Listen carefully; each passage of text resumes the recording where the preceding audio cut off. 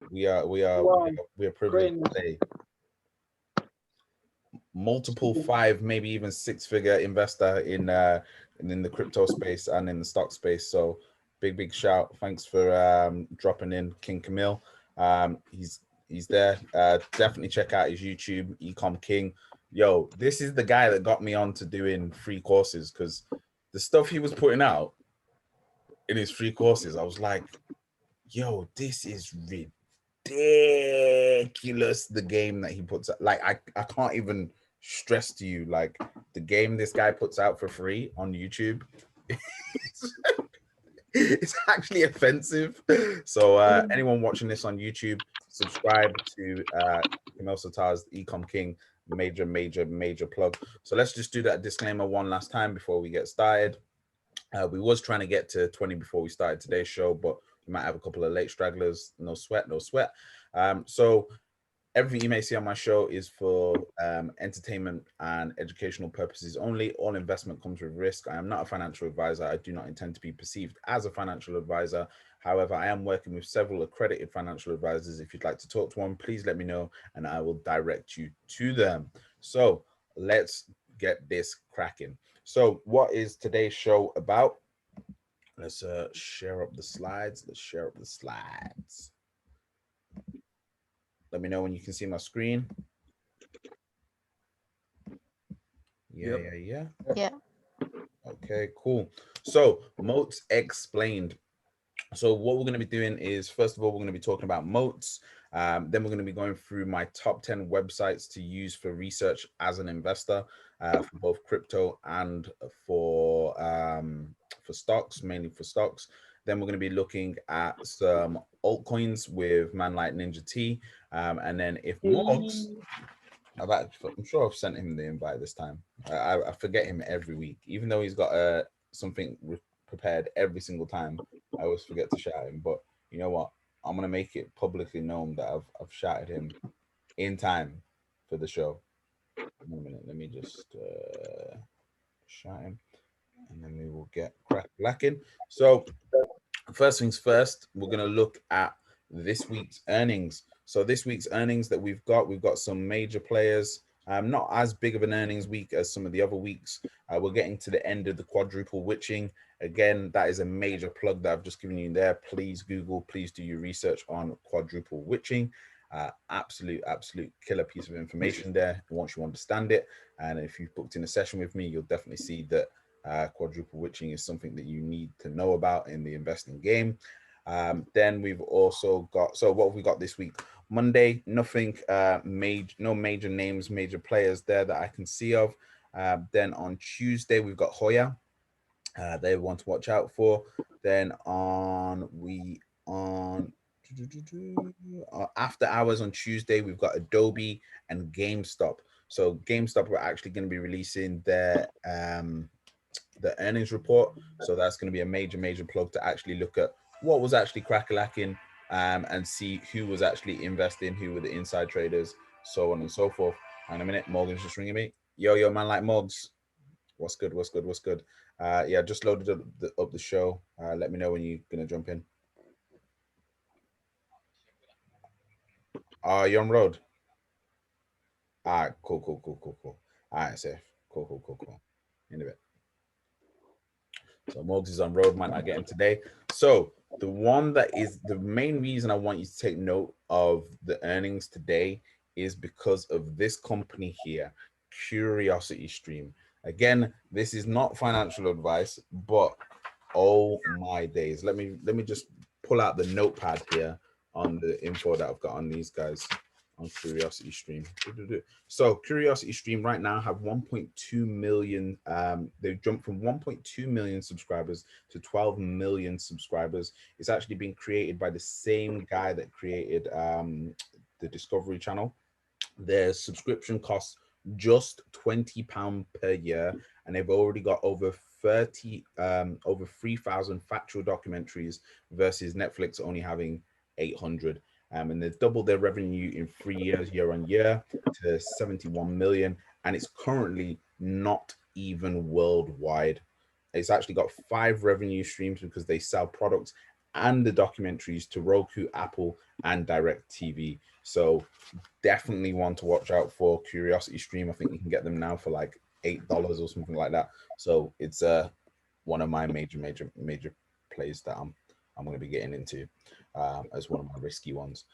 Then what else have we got later on in the week? Nothing else that I'm really seeing. There's loads of pharmaceutical stuff floating around. So let's get into the juice, and we'll go through the top 10 websites first, and then we'll go into hot stocks with Morgs if he arrives, and then we'll go into the altcoins with Ninja T. And we was actually meant to have what is a moat. Oh, looks like I got rid of my what is a moat slide. Oh well. Okay, so I'll just go into what is a moat anyway, just so that we can kind of cover it and get it out of the way. So, what is a moat? A moat is a terminology used quite often by big hedge investors. It's basically one of the things that you want to look for when investing into a company, in terms of what's the asset play, what's their unique edge that they have over the rest of the industry. So let's say, for example, with Apple has got an incredible moat, and Apple is an incredible moat company based on not just their fundamentals, but also when we come to look at some of the things about the company. So we're also going to look at something called the Can Slim method. And the Can Slim method is just a way of, again, kind of figuring out, do I want to invest in this? Do I not want to invest in this?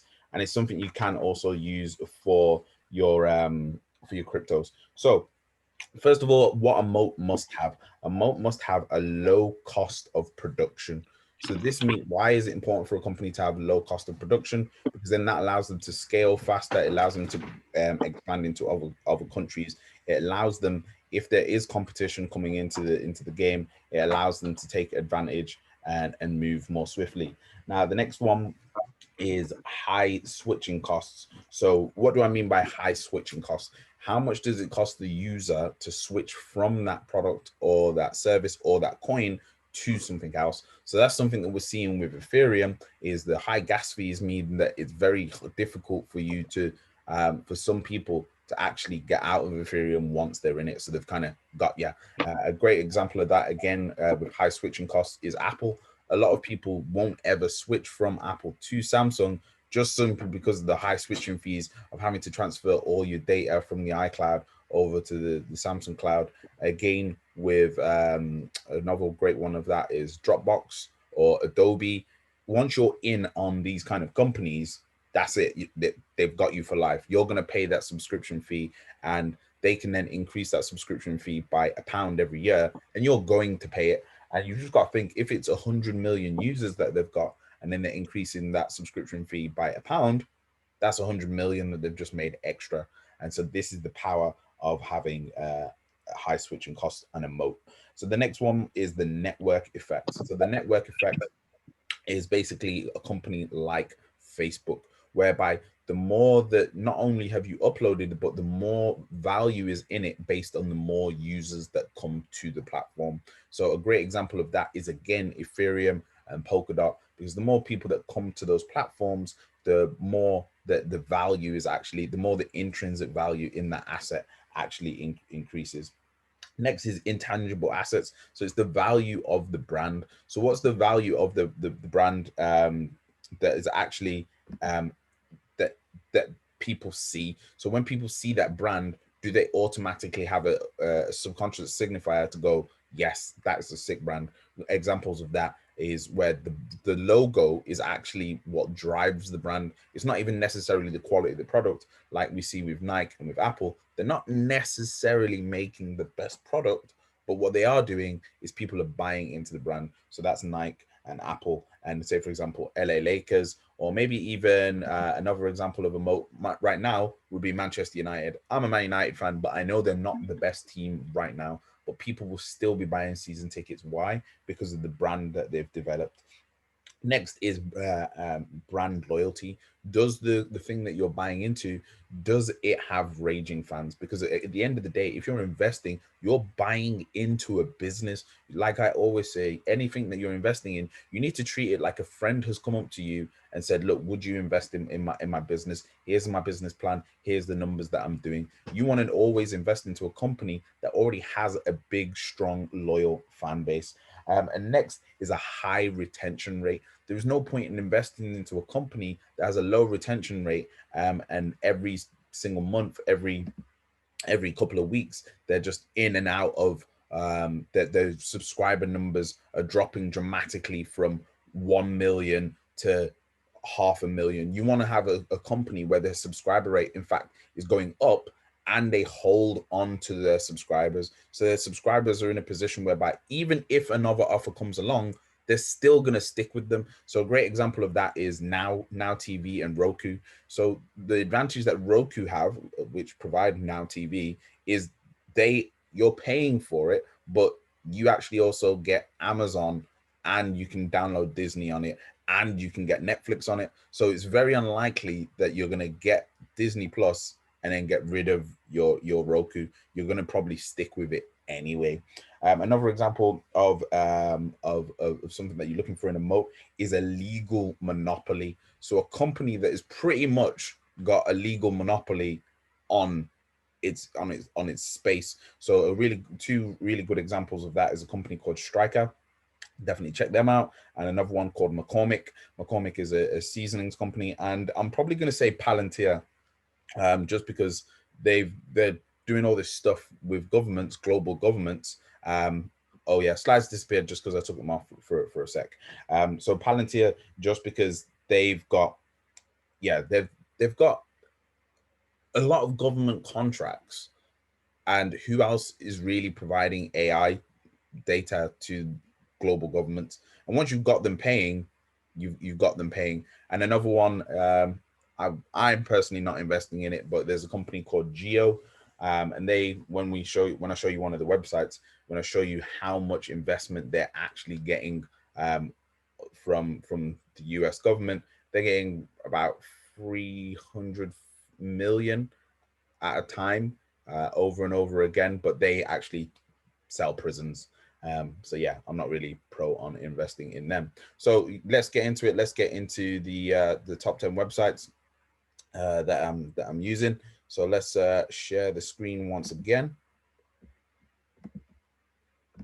Okay, cool. So first website that I personally like to use is a website that just lets me really quickly save time when it comes to my investing.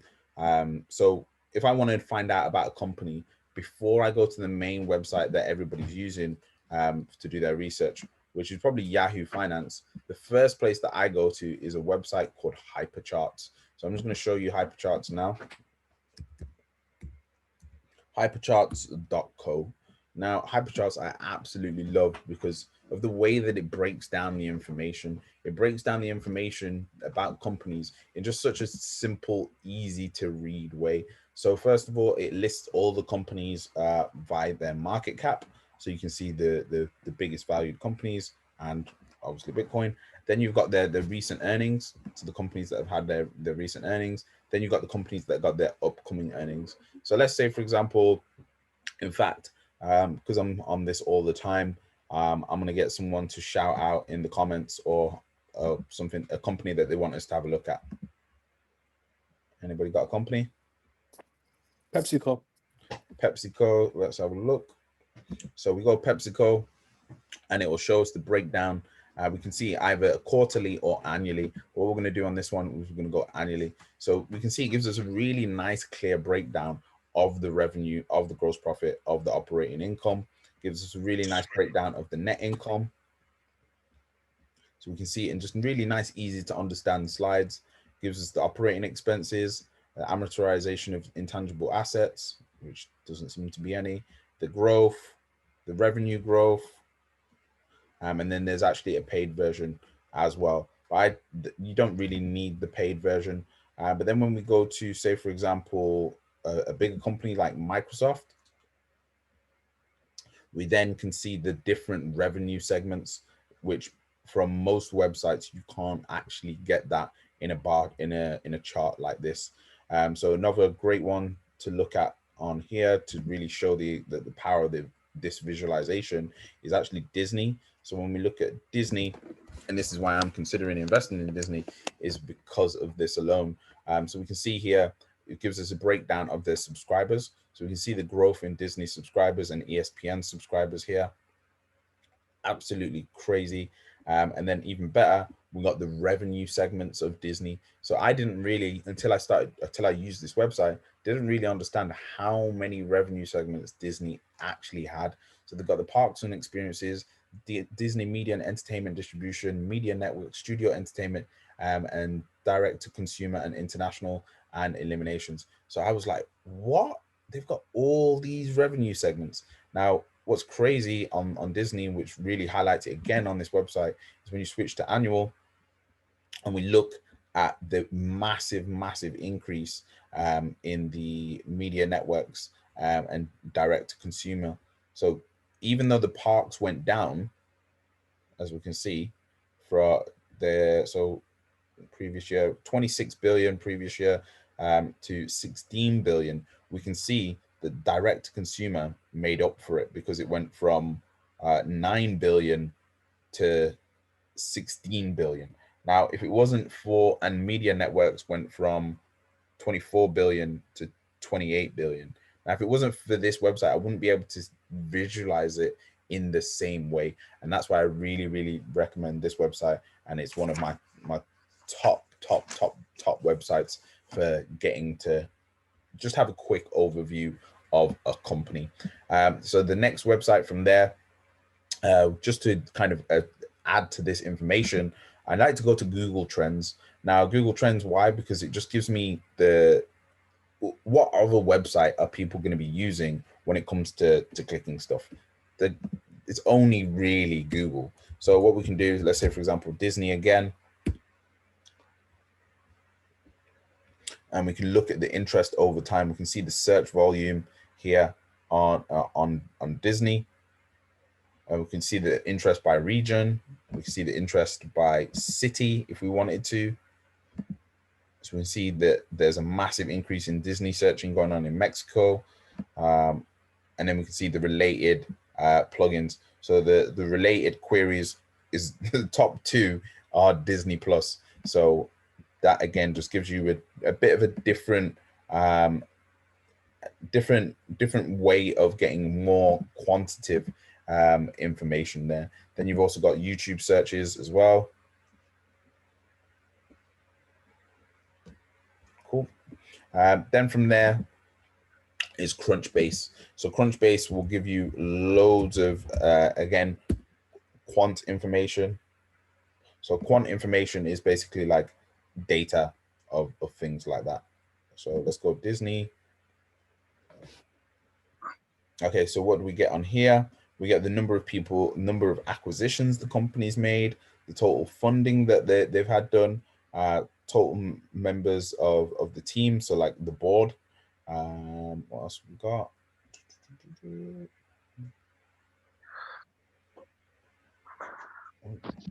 Shows us all the companies that are invested in Disney. Shows us the sub-organizations, what they've got inside them.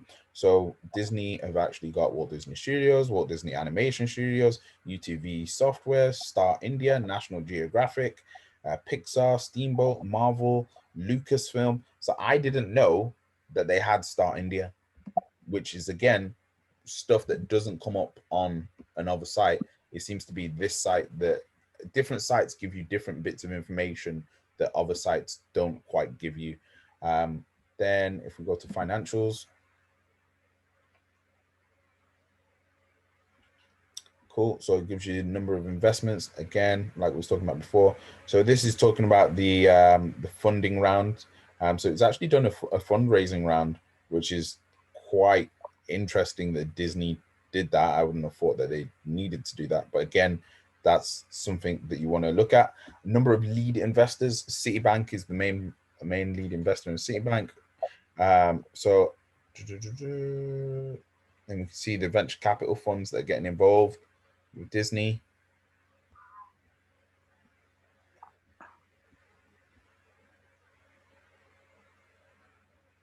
Cool.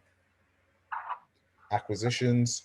So Hulu acquired by Walt Disney.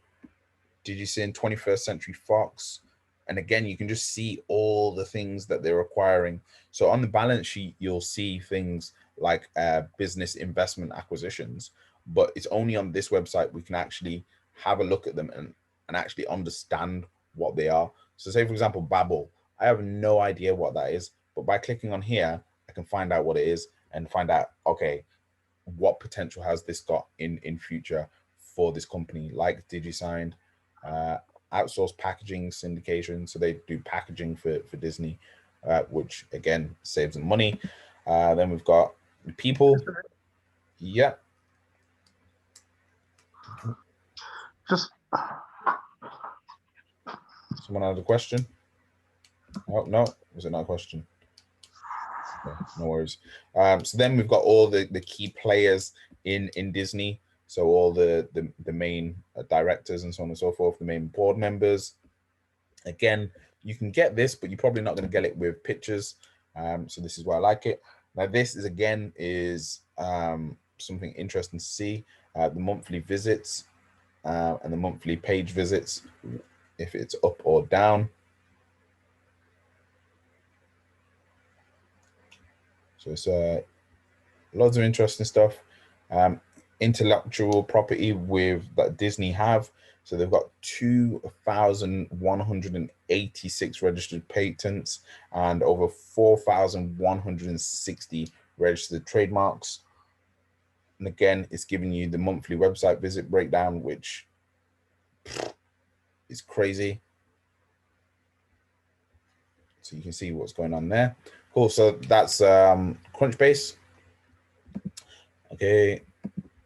So being as we're still, someone asked me to switch and we'll go to Airbnb. So the next couple ones that we'll look at, we'll do with Airbnb. So yeah, the next website that I go to from here is Yahoo Finance. Now Yahoo Finance is probably the main website that I use for my research. I'm not going to go into full detail how I use it, but I'll give you a bit of an overview of how I use it and how I recommend beginners to use it. Any company that you're looking at investing in, go to Airbnb.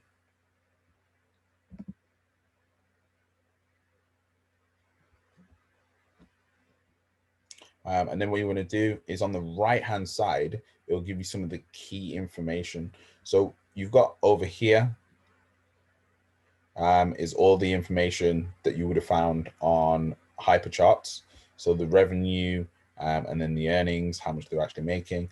But then you've also got the earnings per share. So what is earnings per share? So every quarter, a company has to release their earnings, which is basically going to show their profit, their loss, and just a really in detailed depth report about the actual numbers that they're making. So the facts about the company. And obviously you want to invest based on facts. So what will happen is you'll have an EPS rating. So an EPS is earnings per share. So that's basically how many dollars are they earning, making profit off each time someone invests. So Airbnb is $195. So that would mean that off every $195 that someone invests, they actually make, well, you can see they've got a bad EPS. Their EPS is minus $10. So Airbnb is doing pretty bad there. So let's compare that EPS to Disney.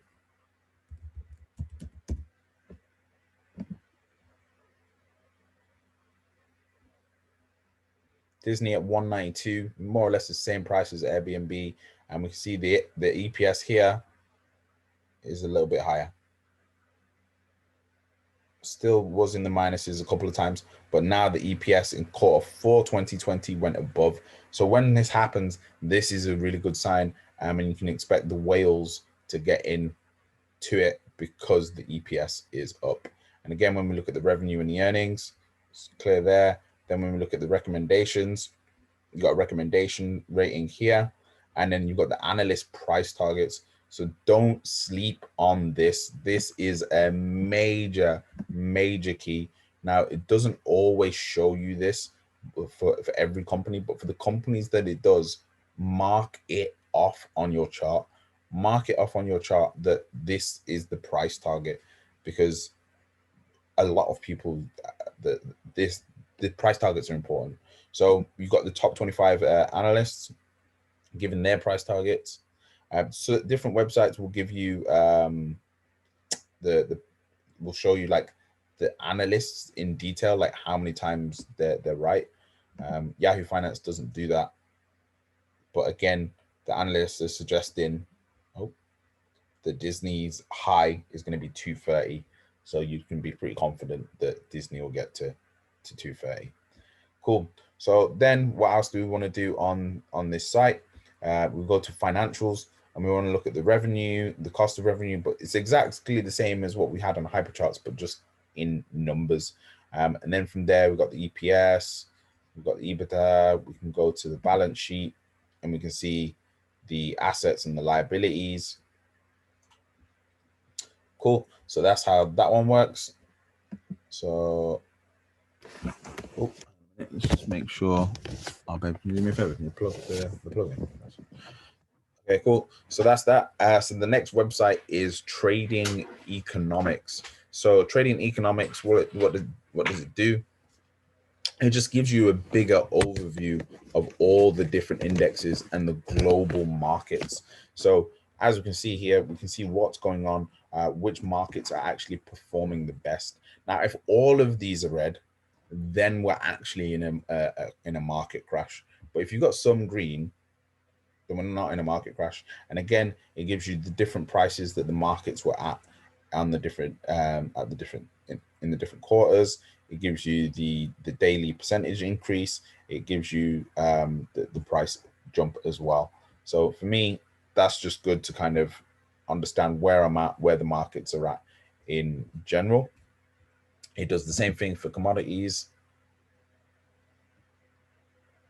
As you can see, if you're into commodities, it does the same thing for currencies, if you're into that. And the same thing for bonds, if you're also into bonds, which, as you can see, the bond rates aren't that great. However, the Brazilian bonds are pretty good, 8.68%. Oh, snap.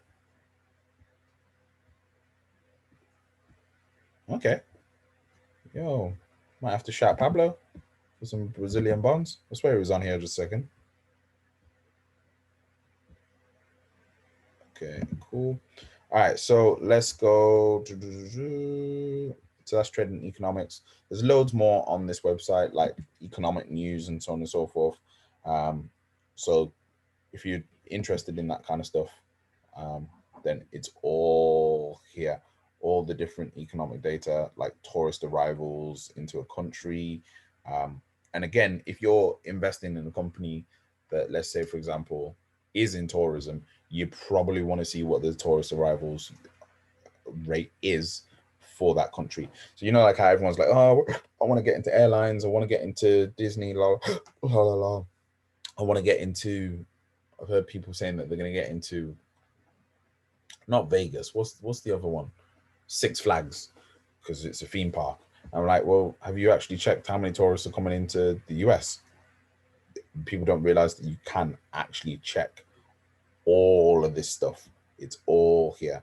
Employment change in the UK, that's all there. All the information, all this economic information is actually available. Cool. So that is that website. So Finviz, Finviz basically gives us our heat map. So it gives us our heat map of the by market cap, their size, and then gives us our heat map of what's happening, where the money's flowing. So we can see basically the money is flowing into Apple and Microsoft. So this is just a heat map thing. Again, if you want to know a bit more detail about how to use heat maps, drop me a message and we'll have to do a session on it. But yeah, it gives you the world view as well. So it shows you the biggest performing, which companies all the money's flowing into in those countries. So we can see money flowing into AstraZeneca in the UK, in Brazil, Vale Mining, mad plug that I've just given you there. Do your own research. Taiwan Semiconductor, again, do your own research. Mad plug that I've just given you there. Yeah, I was hoping Mercado Libre would be there. Yeah, Mercado Libre. Again, mad plug I've just given you there. Do your own research. That's not investing in Vice. You can check 1 day performance. You can check 1 year performance. You can check it via PE ratio. Again, this is a bit of a mad plug. So you can do a little bit of a cheeky cheat sheet. The PE ratio on Rio Tinto is the highest one in the United Kingdom. If you understand PE ratios, that's a major play. So then you can do forward PE, dividend yield, earnings per share growth past 5 years. Major plug website. If you want to diversify and you want to invest internationally and you want to be like, oh, I want an investment here in Japan, I want an investment in the UK, I want an investment here and here, then major play. Cool. So next one, we'll come back to, actually, you know what, we'll do QuickFS quickly. So QuickFS, the reason I like QuickFS is just because it lets me get the earnings reports real quick. So you just go here, click documents, 10K filing, click Tesla 10K. So you can get to this from just going directly to the SEC website, but this is for like the super nerds that are really serious about their investing, and then read the 10K report from that company. Now, if you're investing in the company, this is basically the white paper that gets launched quarterly. If you're serious and you're putting in big money, anything over $1,000, then I highly recommend that at least once a year you read the quarterly report, the 10K report from that company. Again, how to find an investors relations report, just literally type in the name of the company and type in investors relations. Just to show that, does anyone want to shout out a company that they want me to pull up an investors relations earnings report for? Square. Square. So we'll just go Square, investors relations. You can see I've already been looking. Boom, click it. Takes us to the Square website. And then Square, they actually have events and presentations. They make theirs look a little bit better. So we've got the shareholder letter, we've got the 10K, and we've got the historical information. Then we've got the webcast. And then we've got the investor presentation.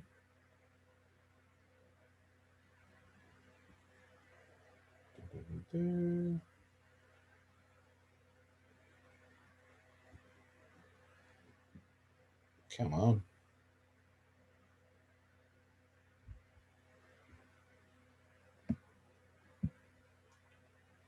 Bloody hell, that is taking a while. Cool. So as you can see, Square's investors relations report, it's just peng.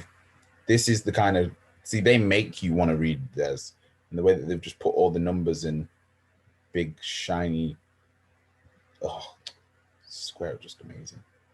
And these numbers are actually ridiculous. Actually dumb. I can't even read it anymore. It's offensive. Again, do your own research. So the website that I now am going to be using to do all my marking up of companies is going to be TradingView, just because this is the most commonly used website. I was using IG because I was lazy to just transfer, because I like executing my my trades on the same website that I'm doing the analysis on. But having started using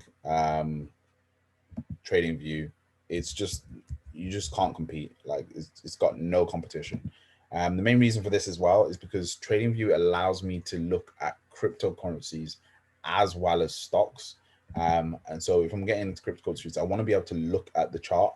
And unfortunately, I can't do that on my brokerage website, which is IG.com. Also with TradingView, it lets me choose how much I want to break down the chart by. So I can do it by all time, and then I can switch to, so let's go view full featured chart. Oh, why is that so hard?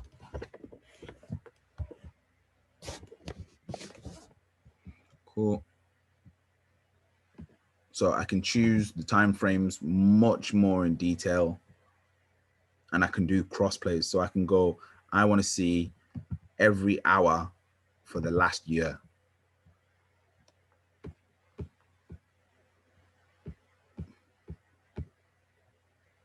And it'll bring it up for me. Now, what the main feature, what I like about this is the indicator plugins. So what you can have here is, as well as indicators for like actual indicators, you can actually have indicators for certain chart patterns, which is crazy. So it basically maps the chart patterns for you, which that's ridiculous. Then on top of that, you can actually get plug-in indicators. So you can actually have other people's indicators that they've created or that they've tweaked and add them to your trading view. So if we look public library, so you can see them all here and how many likes they've got of other people's indicators. So I think that's just crazy. And then the final reason why this website is just ridiculous is because it puts the fundamentals on a chart. So it'll put the total revenue or cost of goods or operating income, pretty much every single part that I could ever want of a company in terms of fundamentals, even more than Yahoo Finance, like paid in capital. I can get that, including their cash flow. I can get that and put it on the chart and start seeing like what's happening. So let's say, for example, we go revenue and we try and relate the revenue to the movements in the price. I just think that's an incredible tool that no other website that I know of is letting you do. So that's TradingView and why I've decided to pay for a subscription for TradingView. Cool. So that's another website. So next website we're going to go to is, yeah, I'm going to plug you with this one, Quantum Run. Some of you I've already sent this to. This website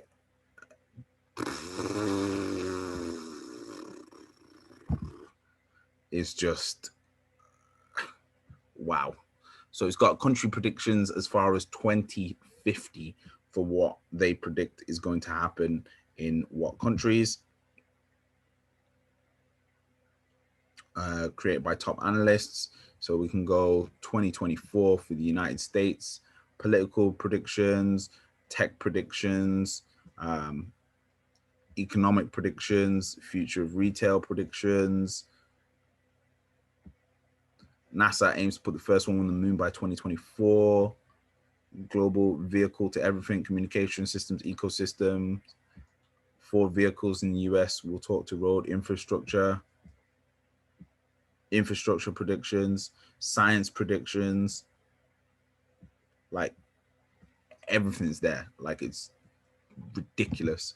And this is put together by some of the top scientists and top analysts. So then again, you've got the future timeline. So if you're investing, you can look at the timeline of what's meant to happen and when, it also by the different sectors, via human population, via the economy, via retail, so on and so forth. So let's say, in fact, I'm going to open it up again. Is there someone give me a company?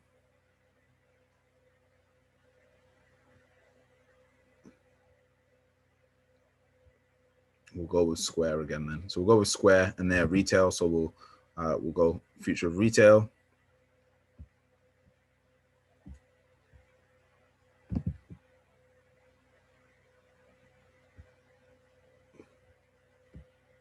Just load in.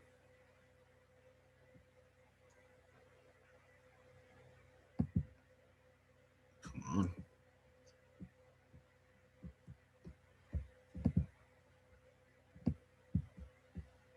Come on.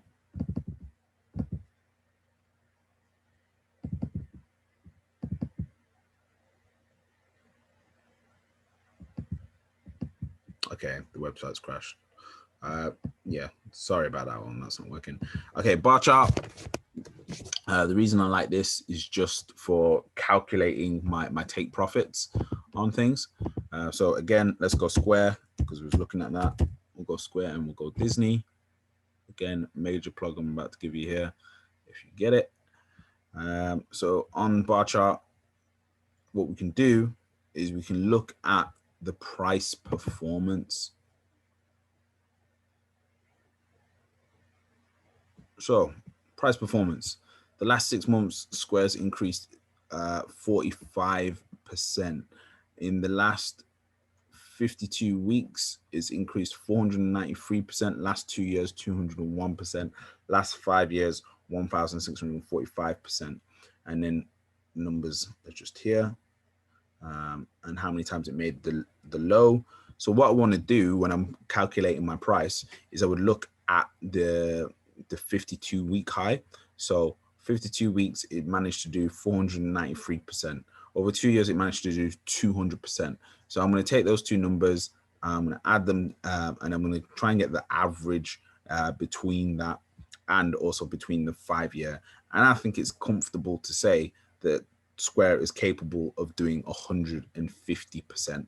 So what I would do is I would then go to Square on my chart and I would try and calculate what 150% move on this is. So I could do that from there, or I could do it via the price points.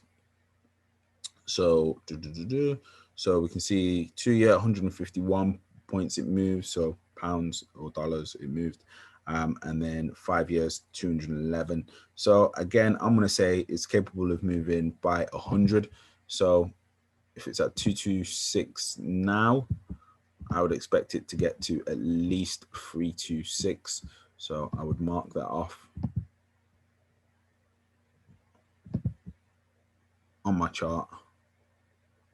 If it let me get as high as 326, that was.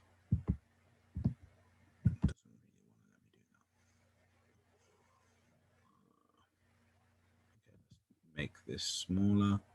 So we'll do monthly. I'll do the time frame smaller.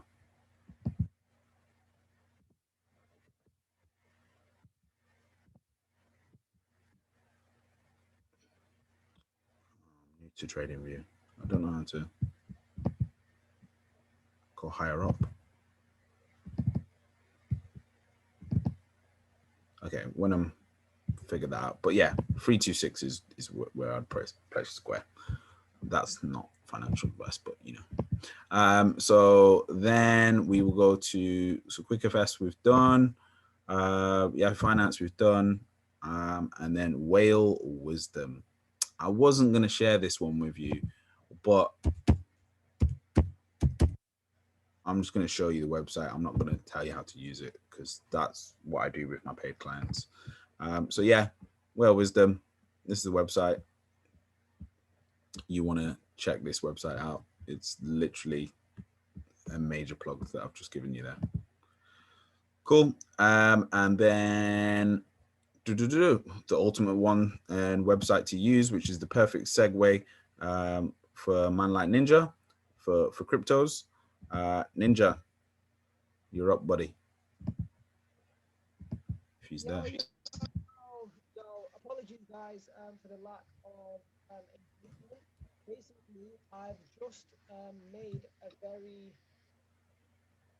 high risk. Your audio is a bit quiet, bro. Yo, okay, I'm gonna come out and come back back in. Like, can I just answer the call? One sec. Alright, cool.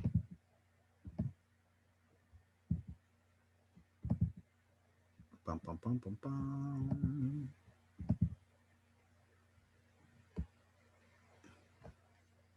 Man like Ninja T, the blockchain sensei. Okay, he's back. Boom. Test your audio.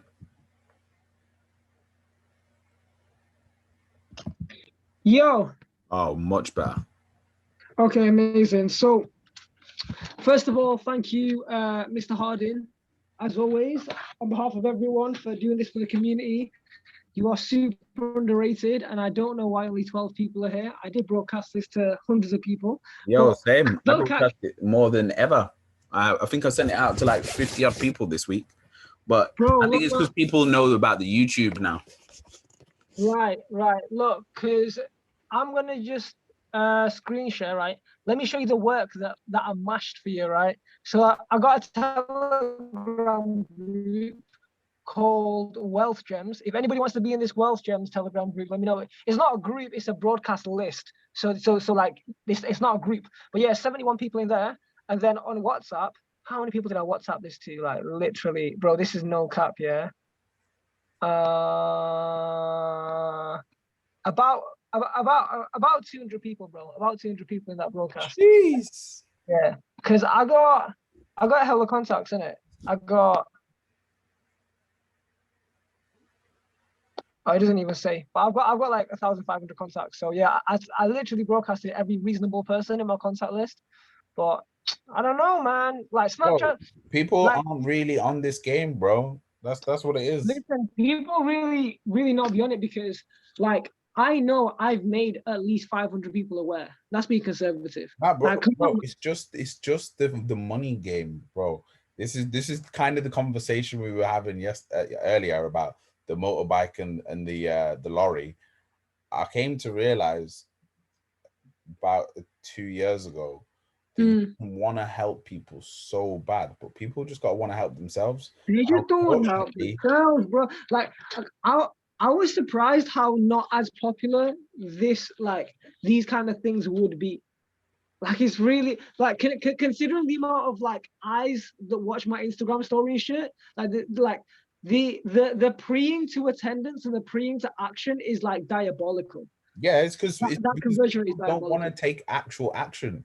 Because if Bro. you take action and if you learn, it exposes the fact that you've not been learning that whole time.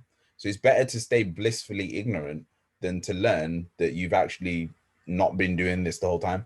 Do you get what I mean? Mm-hmm. Yo, I'm expecting a neighbor to drop off something, so I do apologize if I need to just answer my door for a minute or two. No, that's cool. Do you want to Yeah, run yeah. through CoinMarketCap? Run through CoinMarketCap. Yeah, because I didn't show people how to use that website. Yeah, sure, but could you be the host and I direct just because I'm on my Yeah. phone right now. The interface is not that good.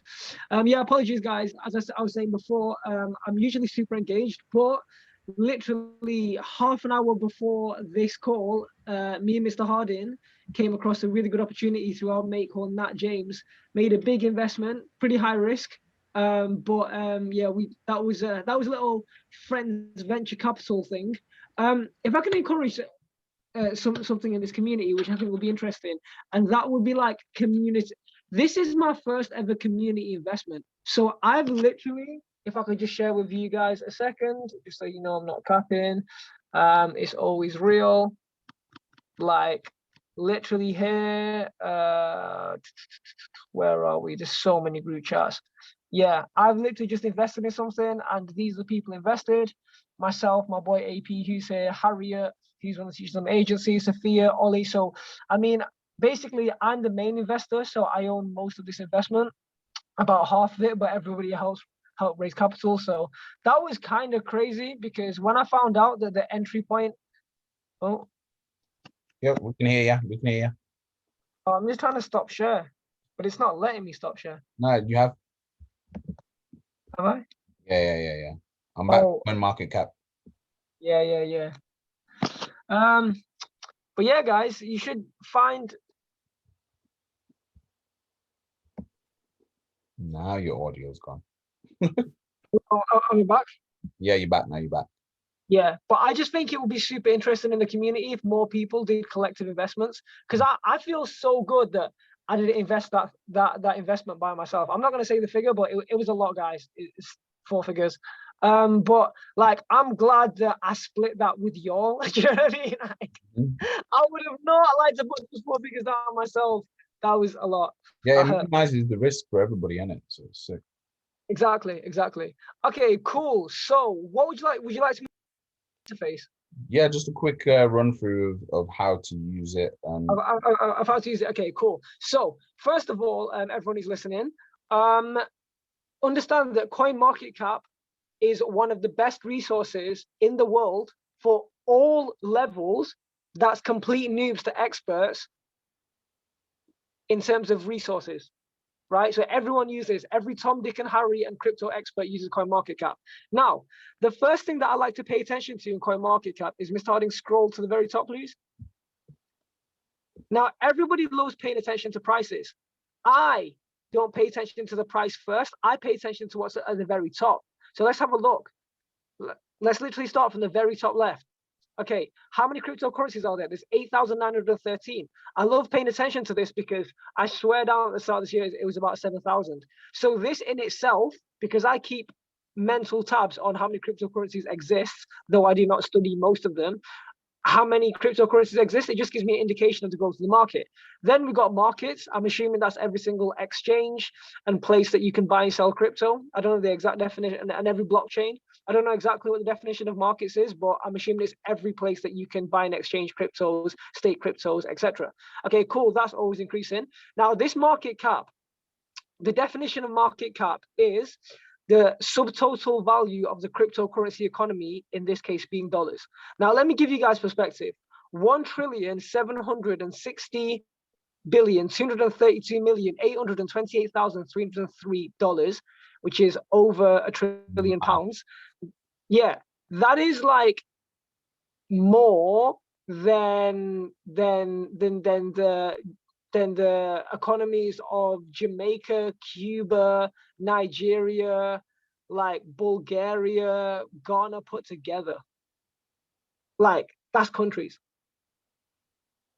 You get it? crazy.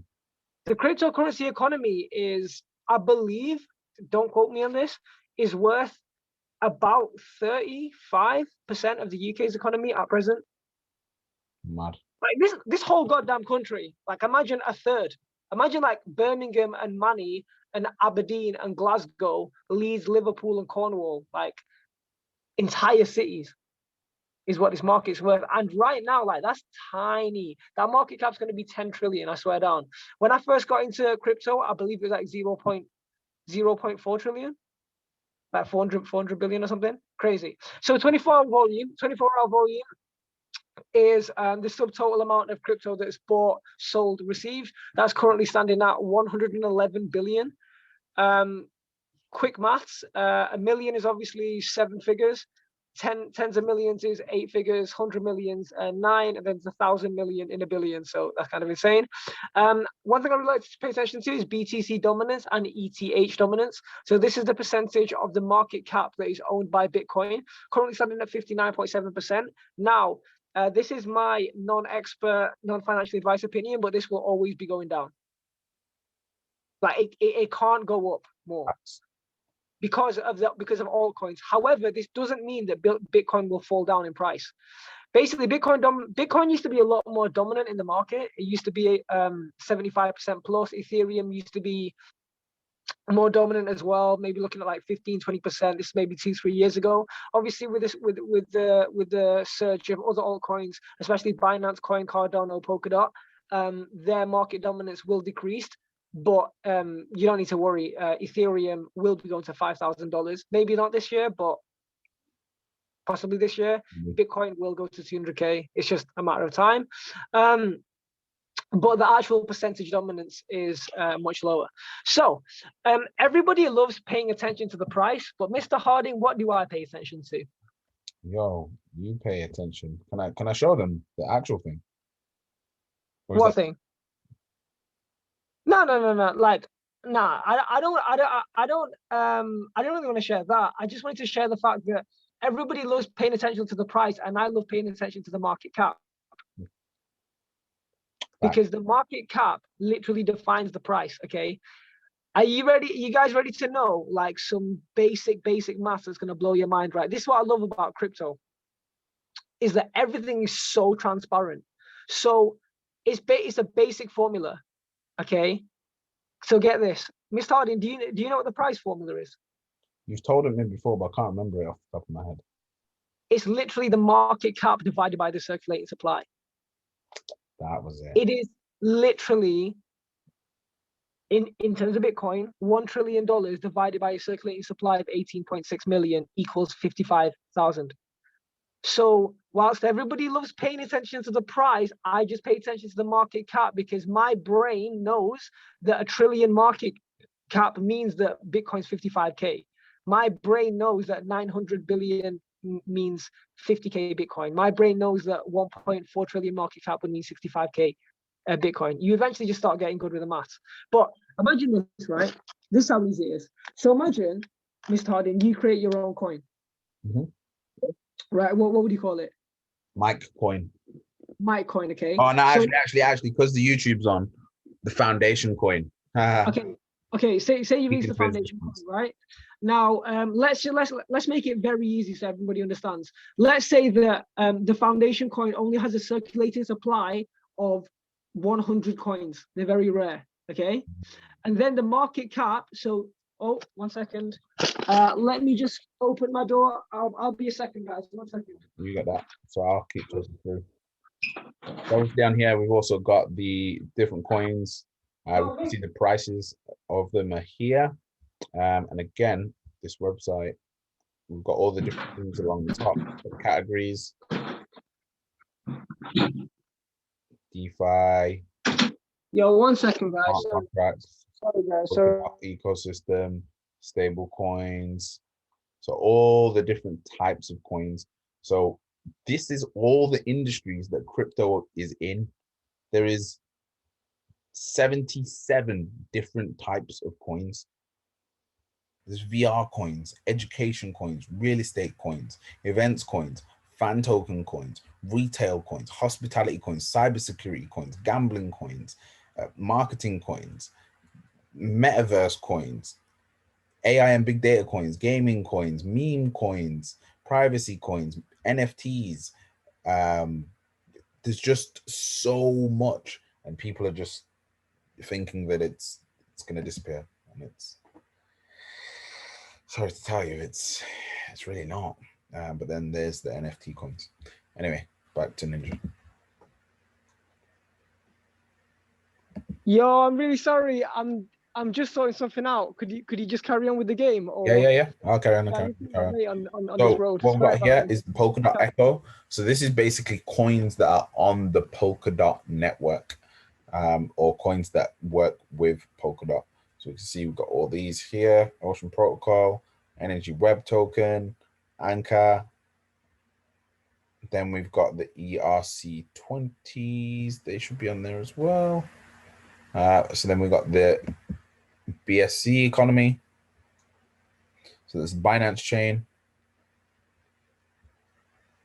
Again, just by showing you this, that is a massive plug. If you understand what the Binance Smart Chain is, you I'm not really giving you direct financial advice. I'm just, scrolling through the website, and if you get it, you get it. So yeah, that's that. Then what we want to look at from here, so if we go categories, it should let me switch it to smart contracts. I want to see ERC20. So ERC20 is coins on the Polkastar ones. Oh wow, I didn't even know that was listed there. Okay. All right, I'm back. What did I miss? I was just going through the different filters on the top. We're showing all the different types of coins there is. So in terms of categories, so like how there's smart contracts, how there's coins for NFTs, media, Okay. lending, gaming, marketing. Engine coin, engine coin, engine coin. Can't stop saying it. Yep, my engine's booming. Cool. What's next? Okay, so here's a major gem that I should definitely charge for. But click on so hover above cryptocurrencies I swear you're gonna show them. in the top. Damn, you froze. No, don't freeze. We're back.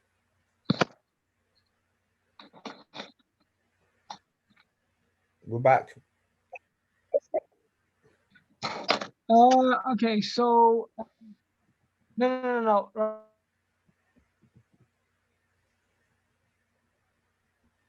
Sorry about this terrible internet. Yeah, and then click Spotlight. Nobody Wow. clicks on Spotlight. Wow, this guy's giving the real source. And then click Most Viewed. Oh wow. Where Nope. click on Most Viewed, bro. There, innit? Most visited. Oh, okay. Yeah. So is a much more different stat than what people actually invest in, but it's good to know where the eyes are. Now, I'm lucky enough to be invested in SafeMoon, even though statistically speaking, it's not doing the best in the market. I mean, it's doing very, very good, as you can see. But yeah, 30% in a day, which pretty crazy. it's pretty Pretty crazy. crazy.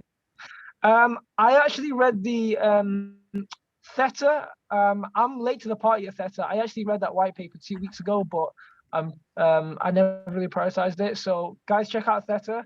Ecomi, I don't know anything about.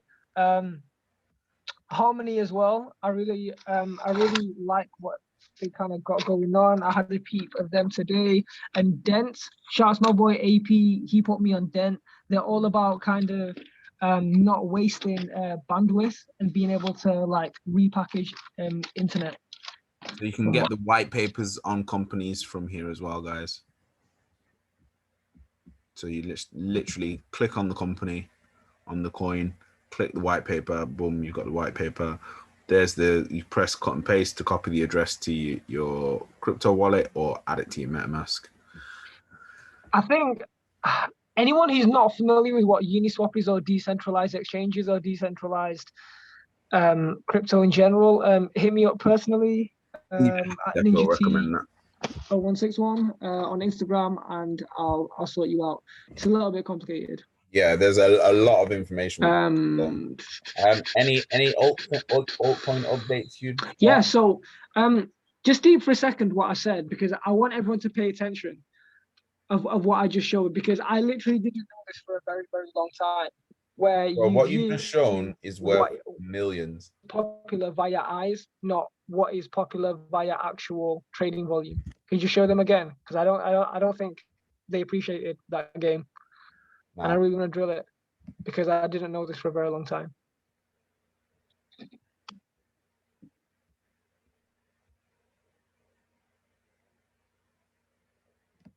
Absolute mad game.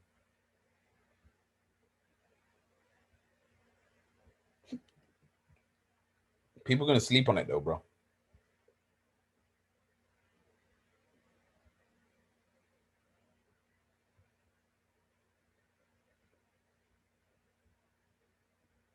Mad.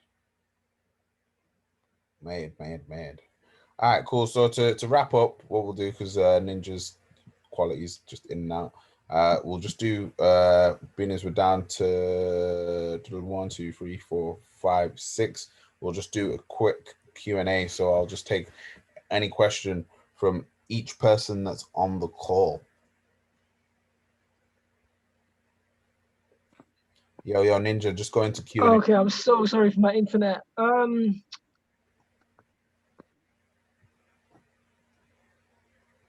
Okay, Yeah. I'm gonna turn my camera off because this internet's terrible. Yeah, I'm willing to take any Q&As by anybody. Anybody got a question? We'll start at the bottom. So John Roach, open up your mic. You've been unmuted. Oh, this is my homie still. He played guitar for me on a song that I did about 5 years ago with Nat James. What up, John? What you saying, bro? Yeah, not bad, man, not bad. I'm trying to think of a question. It's difficult. I hate being put on the spot, to be honest. But if you come back to me in 2 minutes, I'll have a question for you. For sure. Everything we went over today. Ask us any Yeah. companies. Ask us to check out any companies that you're in. Anything like that. Next up, then we'll go to AP. What up, bro? AP, you've Yo, bro. What up? Yo, you two are investing partners now. You know, you guys are in the What's group. up, man? Jeez, VC life. Yeah, These what two do you, yeah, I've got a question. Yeah. Do you actually have trust in SafeMoon though? Do you think it's actually fully legit? Because it seems a No. bit mad, like No. all the No, stats. I don't. I have faith that the price is going to go up in the short term and we're going to profit. Yeah. Like, I mean, I already cashed out today. Like, I cashed out some of my SafeMoon profits just to invest in this big investment that we're all invested in. Like, I literally sold like $140, $150 worth, but I only invested like $45. So no, it's a meme. Like, don't get too into meme. Like, you know, memes. You know. You know, I love my Hojo. I know. Hoja is definitely an interesting one. Yeah. So like, I see the meme space and like the NFT space is like friends, and there's a parabolic amount of money to be made, but you don't want to put all your attention there. In my opinion, DeFi is still king. Even though that's not where the money's being made the quickest. What we invested in is essentially DeFi, and it's a very, very legit project. Yeah, that's calm, man. All right, sweet. Good question. Any question? So next we'll go to Seb, man like. Yes. What's good? Hey, what's up, Seb? What's going on, guys? Succession. So carry on. Yeah, try to think of a good question, but with cryptos, when's it a good time to cash out? Because stocks, you know, it's going in cycles. You're expecting like every quarter to take profit. Like with cryptos, I couldn't ever give you a generic time period to generically cash out cryptos, because in crypto, right, like I feel like as much as there's bull runs and bear runs of the whole market, there's always a fucking bull run in crypto. There is never a time in crypto there's not a parabolic bull run somewhere. Yeah, facts. And there's not a time there is not a parabolic bear run, not even in individual crypto, in kind of like an underground space of an underground space of an underground space. Like these ones will be parabolic, and it's just being there in those moments. So you'd move it. Cashing out. Sorry. You'd move it from like say Bitcoin to some kind of new altcoin, or like from one altcoin to another. Yeah, that's what I do personally. Yeah. That's what I do. For me, what I do in that space is I set myself percentage targets, and then once it's got to that percentage target, I'll have another take profit percentage target. So say for example, at 200%, I'm going to take off 20%. If it gets to 500%, I'm going to take off 20, like maybe 40% of the position. Yeah. And I do it like that. So with altcoins, you'd still keep money in long term? Do you see it as being as more? Yeah. There's set altcoins that I'm not coming out of. So set altcoins like Polkadot, Cardano. I'm just going to keep adding to my position in those. Just if I see the fundamentals as long term. Basically, there's a bag, right? Like what we're invested in. So it used to be just Bitcoin, Ethereum, but now it's fully Bitcoin, Ethereum, Binance Coin, Polkadot, and Cardano. Yeah. Like those 5 are the bag now. The reason why Binance Coin is the bag now is because Binance Smart Chain. Oh, Chris APL super late, but Binance Coin is going absolutely nowhere. Cardano and Polkadot, as most people know here, the two CEOs, CEO of Cardano is Charles Hoskinson, CEO of Polkadot is Dr. Gavin Wood, is ex-Ethereum. Polkadot are building a blockchain that's rivaling Ethereum's. I believe they've got some stuff going on. But and then sorry, number 6 is Litecoin as well, because Litecoin. I have so many calls I forget. Mr. Harding, last week did I talk about Litecoin being the elephant in the room? Nope. Okay, right, guys, listen to me clear, right? Litecoin is the elephant of the room in a world of 10 million meme coins and every single DeFi project, ICOs, IPOs. Everyone's ignoring the fact that Litecoin's going to 5x very soon. Wow. It's going to 5x very soon because for the following reasons. First of all, Litecoin is the oldest crypto, second to Bitcoin. It's OG. Litecoin has always been in the top 10, right? Litecoin only has a market cap of 12 billion. That's nothing. That will go to 120 billion. It will 10x, right? Forget the chart. Chart doesn't matter. And finally, Litecoin is also PayPal's crypto of choice. Imagine when PayPal Crypto Incorporation comes. It should have been this month. I think they're pushing it back by a month or whatever, but it's happening soon. It's going to open up a floodgate of people who aren't invested in crypto and will soon be able to just buy it on PayPal. And when they present Litecoin as the default one, a lot of people are just going to buy it. And it's hella affordable. Like it's buyable. It's only $200 per coin. I told Seb to get a Litecoin. Guess what? He bought 5. Straight away, just like that. You get 5 more. Love that. Okay, cool. So we'll go next question. We'll go to Dorian. I'll mute your mic, bro. Yeah. All right, cool. My question is basically, you know how obviously we've got all these reference sites we can go to for stocks like Yahoo Finance and investing.com if we want to see what's going on in the industry. So obviously we can go on Twitter and Telegram and social media and all these things, but is there like an actual website that you recommend for like to see what's going on in the industry, like use like all around? Sorry, go on, Mr. Harding. What did you say? Glassnode.com. Glassnode. Cheers. There's a couple more, but in your session we'll go through what I've found. Yeah, I really like an app called Decrypt. Let me just show you guys. Do you guys know? Dorian, have you got Decrypt? No, I don't. Right. This is super dope. Like this gives really good information. This has been a great information source. And then right, I'm gonna share with you guys something. Later, AP. I'm gonna share. So for the longest of time, Alexander Lorenzo was my favorite. So this guy, I still really like him. Alexander Lorenzo was my favorite cryptocurrency YouTuber. He's now my second favorite cryptocurrency YouTuber. He's definitely my favorite cryptocurrency personality. When it comes to pure information, this guy Coin Bureau is pure gems. And what you want to look out for, right? I've noticed in crypto culture, this is just from what I've noticed from people I come across, is that people like to watch the YouTube videos, but then you know what the biggest gem is? It's not the YouTube videos, it's the Telegram group. Oh, snap. If anyone doesn't have Telegram, like you need to get Telegram ASAP. Tokenomics Harmony. Oh, this guy doesn't have a Telegram group. I'm subscribed to his what do you call it? Newsletter. So be subscribed to people's newsletters and then get in Telegram groups. So one of my favorite ones in here is it Gem Snipers? Lord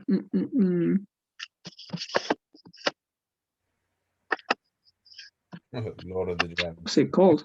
The Lord of Gems. Okay. No, it's definitely not that. It's called Sniper something. Altcoin Snipers? Okay, I don't want to do it live, but basically anybody hit me up who's got Telegram and wants to be in Telegram groups, including the Wealth Gems broadcast groups that I'm on. And go from there. But yeah, that's kind of like a major key is like the word is dig deep. So find good sources. So for example, I like to follow a girl called Crypto Finally, right, on YouTube. So I like her YouTube content. And then I'll follow up with the Twitter and Instagram and then get in the Telegram groups and Discord. But back to a direct question, Dorian, you obviously asked, like, is there a comparable website for crypto to Yahoo Finance? Not in my knowledge, but I'd say maybe Tadi's found something that I've really.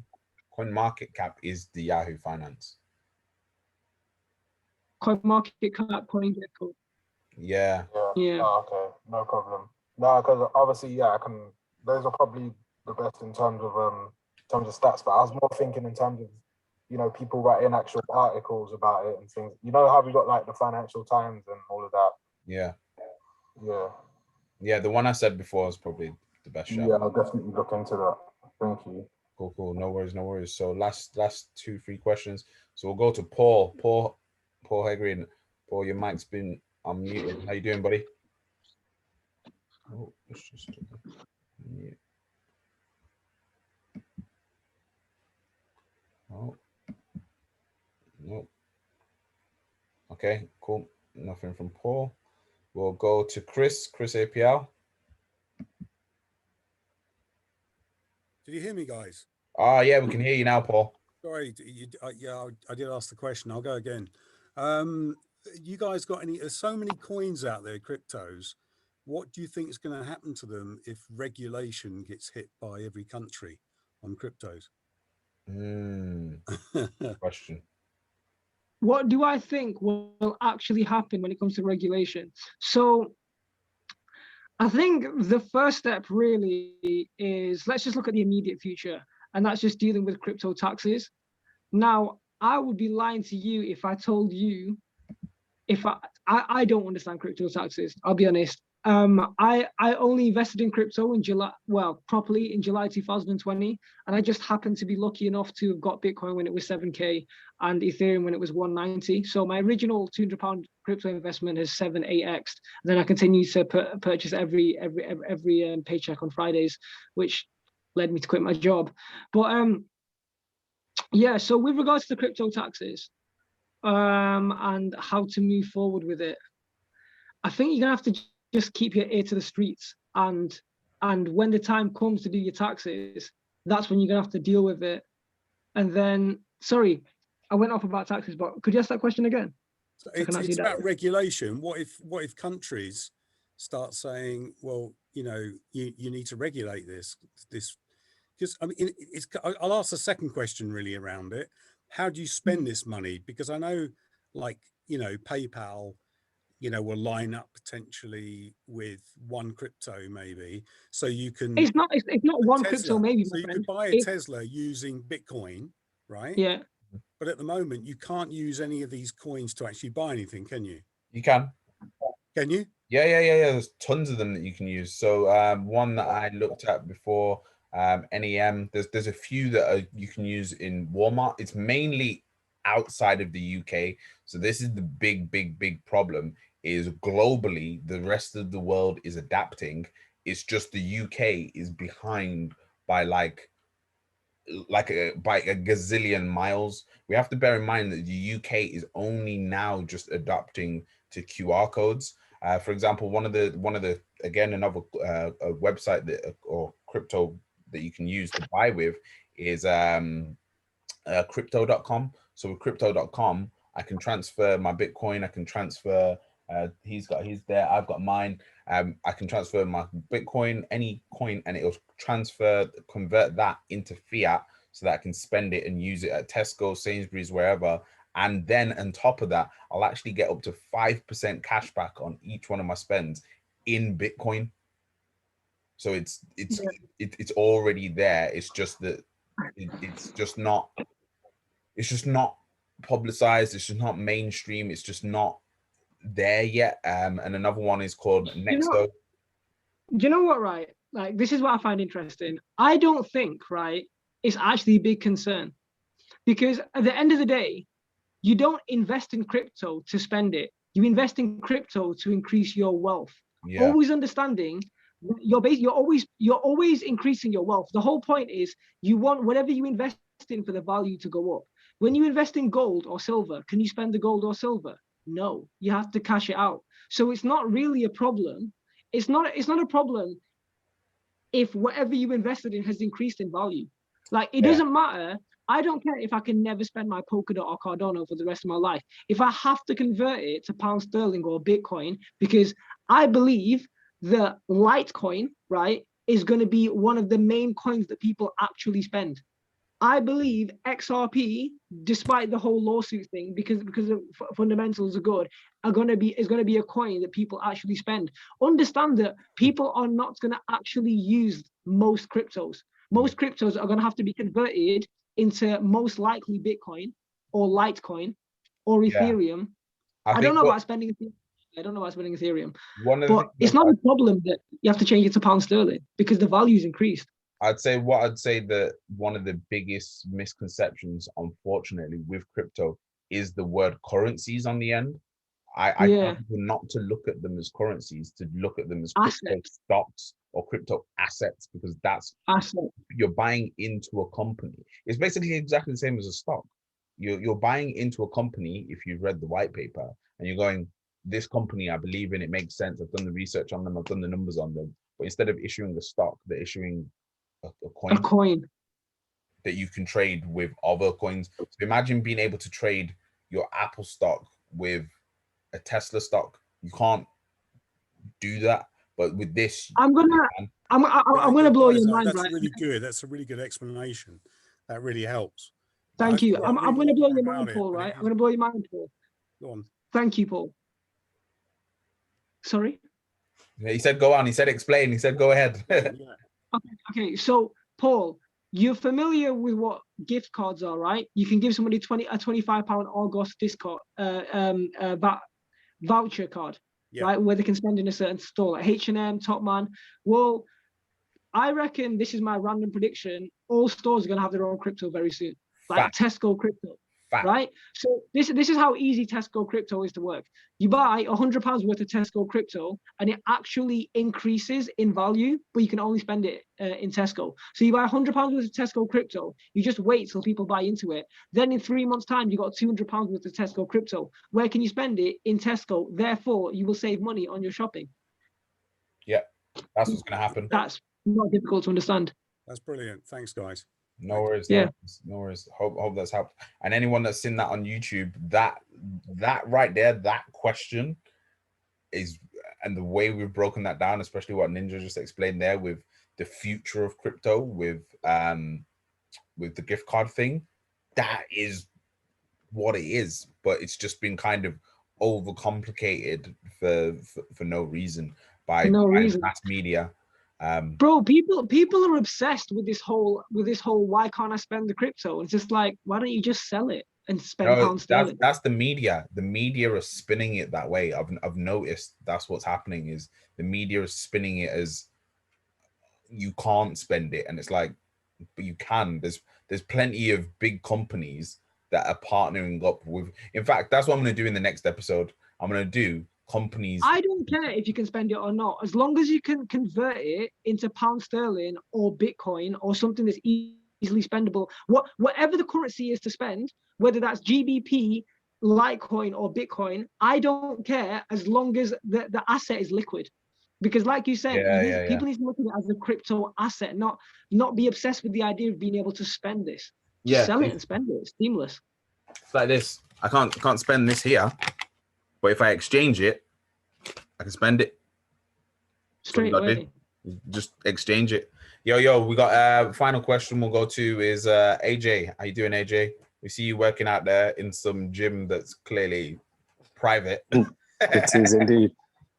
In your terms of experience in investing in crypto, what's the best platforms to go on? Number one best platform in the world is Binance. Swissborg. I'm gonna say Swissborg for me. Wow. Right. It's Swissborg for beginners, but it has huge limitations. Yeah. For beginners, Swissborg all day, every day. I'm gonna 4 put a billion, referral yeah. link in the description for those of you. On And then in terms of like wallets, where would you go?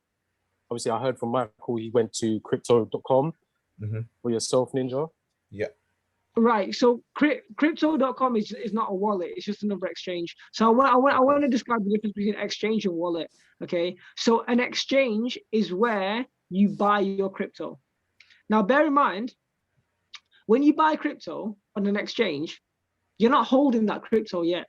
Like technically, when your Binance account or your Swissborg account says that you got £1,000 of crypto, you don't, because they're holding it. You don't have the keys.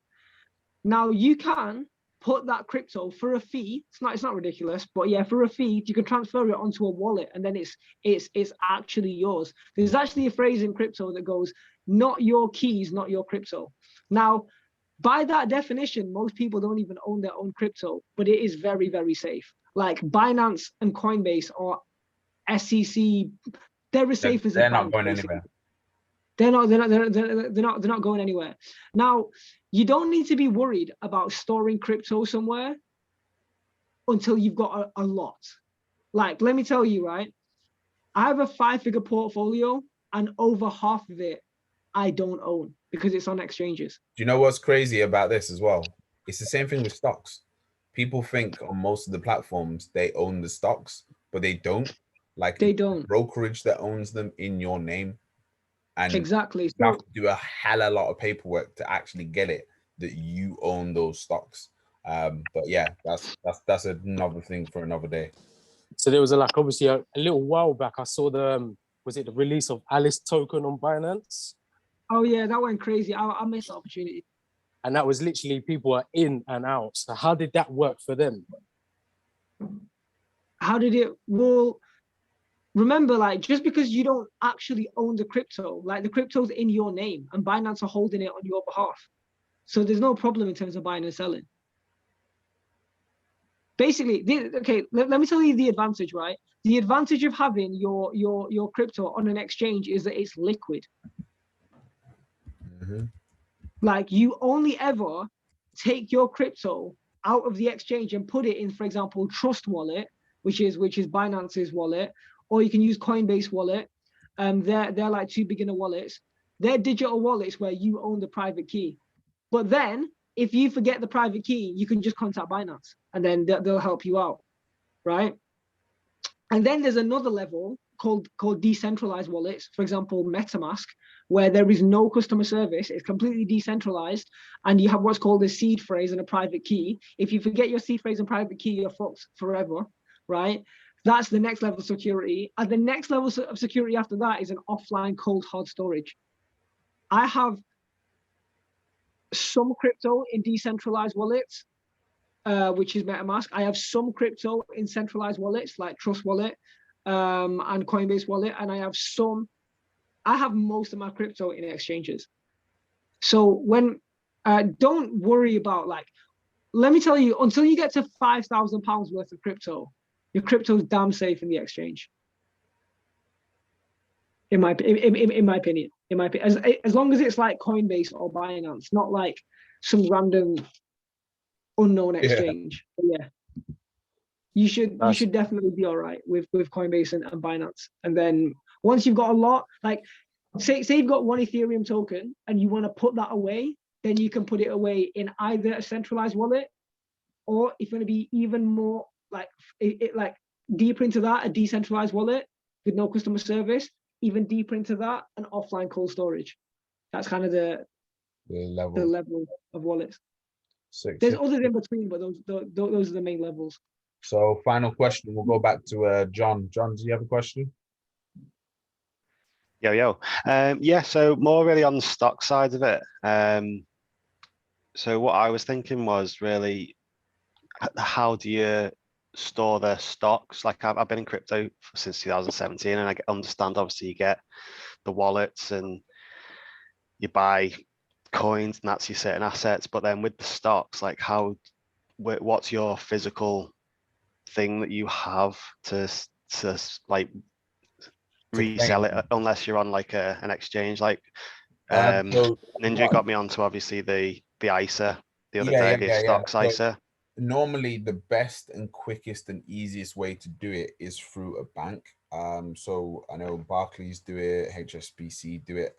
They can issue like literally a physical paper form saying that you own X amount of shares in this company. So that's the easiest way to get it done. Otherwise, you can, any exchange that you're on, you can apply. If all you got to do is contact the customer service to get your stock moved over from the platform that it's on to your bank, and then from your bank get the issue done. But Right. the problem is they've made it super complicated and super long-winded and added loads and loads of fees. So by the time you do it, it's unfortunately it's more hassle than it's worth, and it's intentional like that because everything's digital. So you don't really need to do that with stocks. I don't think it's ever going to go back to paper stocks. It was literally like a 1910 kind of thing. That was. So yeah, don't worry too much about Do you that. think that's what? No sounds. Yeah, so it's more of like just a stocks ISA, like a bank ISA basically, but so it's all regulated and all that by the FCA, which is good, I suppose. Yeah. But do you think that's why more people are starting to get into like trading platforms and doing leverage and stuff? Yeah. Because you don't physically own it, but you still can temporarily buy into that stock. Yeah, and a lot of the market is on leverage, even for the big whales, they're buying on leverage. And you can't get on leverage if you're getting the stock in physical form, on a paper. So the whole liquidity of the market that we have now wouldn't be there, and the volume and the market cap that we have in the markets right now wouldn't be there if more people went back to that old system. So that's why it's kind of the way it is, and it's never going to go back, especially now that we've got fractional shares. Now that we've got fractional shares, it's literally impossible to go back now. Awesome. Cheers for that, man. No worries. Explains it. So just sorry, can I just add? Do you know what I'm a huge fan of, right? I'm a huge fan of having 2 broker accounts. So say a free trade and trading 212. If you want links to that, holler Mr. Harding. He'll give you a free trade trading 212 link. I use my free trade as like mini stocks. So I'll buy like, I don't know, say £2, £5, £10 of a stock, and then I'll see how it does, and then I'll 10x it on my trading C1C because that's the real investment. Have you ever heard anyone do that? I'm similar. So I use my free trade for my risky trades, and then my Revolut is just my main holds. Right. And okay. my ETFs I do on IG. That's the way that I do it. So do you ever buy like £2 to £5 worth of a stock just to see how it does, or like buy 2 stocks that are competing against each other and buy say like £5 each and see how they do well, and then make a decision on how that £5 performs? No, you don't do that shit. All right. I'm a big fan of that. Just because anything I'm in. I own maximum stocks I will ever hold at one time is 10. So if I'm getting something else, something has to go. And you're that guy, right? Yeah. Are you the same with crypto? Nah, not the same with crypto. It's just because when I found out the hard way, when you're moving around between stocks all the time, you lose with stocks, the money is made in sticking. That's how it's made. Whereas the jumping around and trying this and that, and every £5 actually makes a big difference, I find, with stocks. But just before we go, I just want to share something in regards to the one of the questions we're having about the different web companies that actually accept crypto. So here we can see all the different things in America that we have that accept it. Pure VPN, Save the Children, Stripe, T-Mobile Poland, Rakuten, Shopify. Yo, I actually made a Bitcoin purchase today. Would you guys like to see? I actually bought something in Bitcoin. Oh, mad. Computer Exchange accept it. Dish Network accept it. Who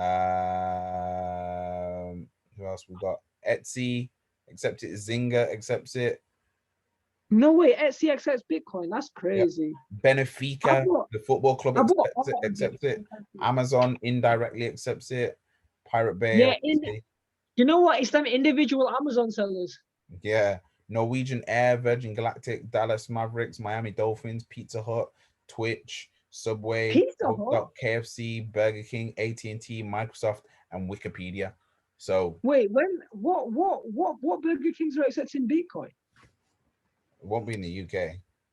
Oh, for real, for real. Customers can pay in Bitcoin, Dash, Litecoin, Ethereum, and Tether. Outlets in Venezuela. I'm telling you guys, like, stop sleeping on Litecoin and go get you some. This is not financial advice. Yeah. All right, cool guys. Because we've majorly overran, I'm gonna cut the call there. Just thought we'd overrun it a little bit because of the numbers, because people stayed. But you know what? Let's give them the value. Absolutely covered some major stuff there. I hope you took some value. God bless. See you later. See you in a bit. Bye. Namaste. Right. Namaste.